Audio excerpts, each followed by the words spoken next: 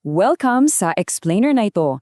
Ngayon, didiretso tayo agad sa isang napakakomplikado at honestly, nakakainsrigang 340-page na political puzzle. Ang gagawin natin, susundan natin ang mismong mga dokumentong isinampa ng mga taong sangkot para makita natin ang buong picture. Wala tayong ibang pagbabasehan dito kundi ang mga notaryadong papel na inilatag mismo ng kanilang mga kampo. Okay, let's dive right in!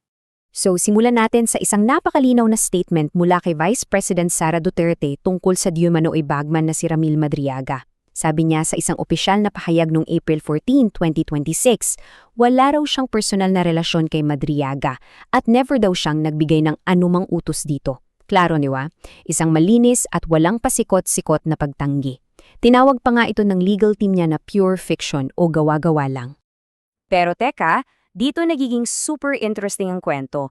Yung napakasimpleng pagtanggi na yun, biglang naging komplikado dahil sa isang notaryadong affidavit. Ang sumulat nito ay ang Assistant Special Prosecutor ng Office of the Ombudsman na si Ate Ryan Ray Quilala. Sa sarili niyang sworn statement, inamin niya na ipinadala niya si Madriaga bilang kanyang personal representative para dumalo sa inaugurasyon mismo ng Vice-Presidente noong 2022. Isipin niyo magpapadala ka ba ng kinatawan sa ganoong kaimportanteng event kung hindi mo lubos na pinagkakatiwala yung tao? Pag pinagsama-sama natin ang mga dokumentadong detalyeng ito, parang puzzle na nabubuo. Sa isang banda, alam natin na kilala ni Quilala si Madriaga since 2003 pa. Tapos sa kabilang banda, kilala rin ni Quilala si VP Duterte. Dati kasi siyang associate dean sa law school ng vice-presidente, friends daw sila, at siya pa nga ang nag-ayos ng virtual meeting para sa kanila noong 2021. So ano ang bottom line dito? Malinaw na nagsisilbing tulay si Quilala sa pagitan ng dalawang taong sinasabing walang kahit anong koneksyon sa isa't isa. The Boomerang Affidavit, a legal strategy's unintended consequence. Paano nga ba natuklasan ang opisyang na tulay na ito? Nangyari to dahil sa isang napakalaking irony. Noong March 4, 2026, nagsampa si VP Duterte ng isang 340-page na perjury complaint para sirain ang kredibilidad ni Madriaga. Pero heto ang matindi. Alam niyo ba kung ano ang primary evidence na inilakip nila? Yung mismong 7-page notarized affidavit ni Ate Quilala. Literal na yung dokumentong pinili ng legal team para patunayang walang koneksyon ang VP kay Madriaga ay ang siya pang opisyal na nagpapatunay at nagdedetalye sa buong network nila. Nag-boomerang talaga. Section, Who is Ryan Ray Quilala? Mapping the Connections. Para mas magets natin to, kailangan nating kilalanin kung sino ba talaga ang taong nasa gitna ng lahat ng ito. Ayon sa sarili niyang affidavit, hindi lang siya basta extra sa kwentong ito. Deeply embedded siya sa Office of the Ombudsman bilang Assistant Special Prosecutor. Siya rin yung dating Associate Dean sa Law School ni VP Sara at magkakilala na sila ni Madriaga simula pa sa isang kaso sa Supreme Court noong 2003. Inamin din niyang siya mismo ang nag-set up ng virtual meeting sa pagitan ni VP Sara at ng grupong Isip Pilipinas noong September 2021. Makikita natin dito yung timeline na umaabot na ng mahigit 2 dekada. Hindi lang ito passing acquaintance, tuloy-tuloy at dokumentado ang relationship. Start ng 2003, tapos yung crucial virtual meeting noong 2021, tapos yung pagiging rep sa inaugurasyon noong 2022, hanggang sa ginamit yung affidavit sa perjury complaint ngayong 2026. The comedy bar origin, the joke defense. Paano ba talaga nag-start itong political network na ito? Believe it or not, binanggit sa affidavit na nagsimula to sa isang open mic sa isang comedy bar. Heto ang nakalagay sa affidavit. First, nag-joke daw si Quilala sa isang open mic na bubuo siya ng grupong Isip Pilipinas para kay Sara Duterte. Second, sineryoso raw ito ni Madriaga at pinunduhan ng grupo out of his own pocket.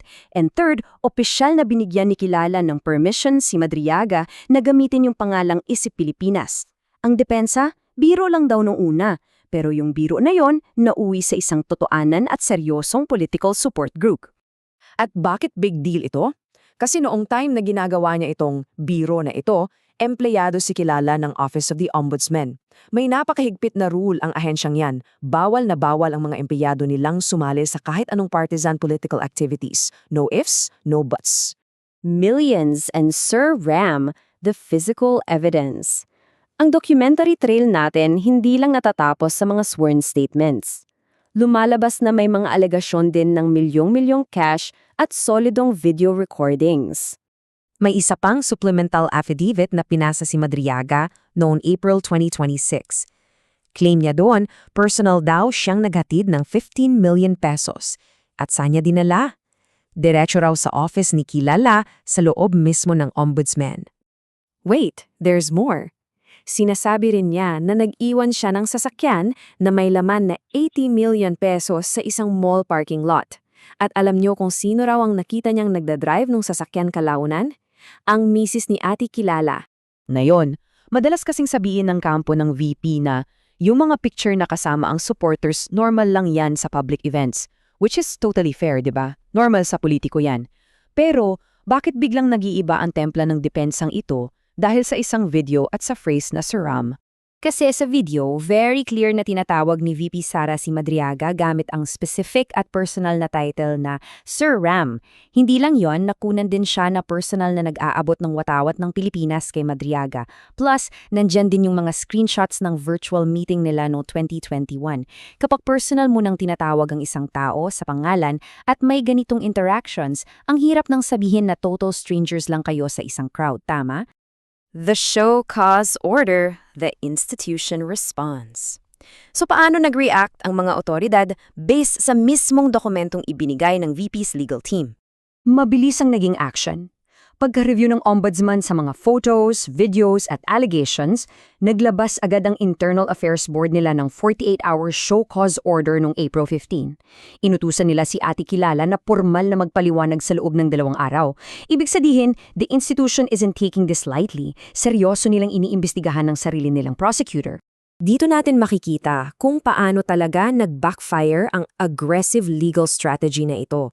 Yung 340-page perjury complaint na sanay sisira kay Madriaga, nag-corroborate pa tuloy sa existence ng network nila. Yung affidavit na nilakip para patunayang walang koneksyon ang VP at si Madriaga, pinatunayan nitong si Kilala nga ang bridge. At yung evidence na sinabmit para protektahan ang mga kaalyado, yun pa mismo ang naging mitya para investigahan ng ombudsman si Kilala. Siyempre, hindi ito pinalampas ng kampo ni Madriaga. Pagdating ng April 18, isinumite nila mismo sa ombudsman ang mga ebidensya na galing pa sa kabilang kampo. Sabi nga ng abogado niyang si Ate Raymond Palad, ang mismong affidavit ni Kilala ay sapat ng dahilan para iimbestigahan kung sangkot ba siya sa illegal na political activities. Kaya heto ang iniiwan nating napakalaking tanong. Ngayon na ang mismong notaryadong dokumento ng depensa ang kumupirma sa network na ito, ano pa kaya ang mga madidiskubre ng ombudsman sa kanilang investigasyon? Maraming salamat sa pagsama nyo sa akin sa explainer na ito. Hanggang sa muli!